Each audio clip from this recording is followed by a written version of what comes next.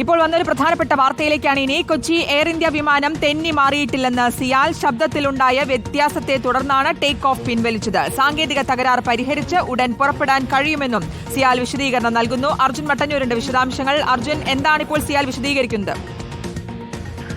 ശ്രുതി, കൊച്ചിയിൽ നിന്നും ഡൽഹിയിലേക്ക് 10:34 പുറപ്പെടേണ്ടിയിരുന്ന കൊച്ചി ഡൽഹി എയർ ഇന്ത്യ 504 എന്ന വിമാനമാണ് സാങ്കേതിക പ്രശ്നം കാരണം നിർത്തിവെച്ചിരിക്കുന്നത്. നേരത്തെ എറണാകുളം എംപി ആയ ഹൈബി ഈഡൻ ഈ വിമാനത്തിന് ചില സാങ്കേതിക പ്രശ്നങ്ങളുണ്ട് എന്നും റൺവേയിൽ നിന്ന് തെന്നി മാറിയെന്നും ഫേസ്ബുക്കിലൂടെ അറിയിച്ചിരുന്നു.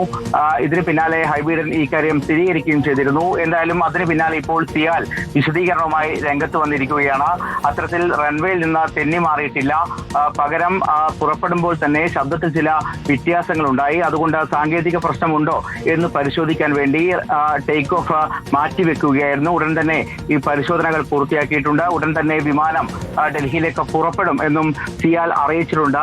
കുറച്ച് ദിവസങ്ങൾക്ക് മുൻപാണ് തിരുവനന്തപുരത്ത് നിന്നും ഡൽഹിയിലേക്ക് പുറപ്പെട്ട ഒരു വിമാനത്തിൽ 5 എംപിമാർ അടക്കമുള്ള വിമാനം സാങ്കേതിക പ്രശ്നം കാരണം ഇറക്കേണ്ടി വന്നത്.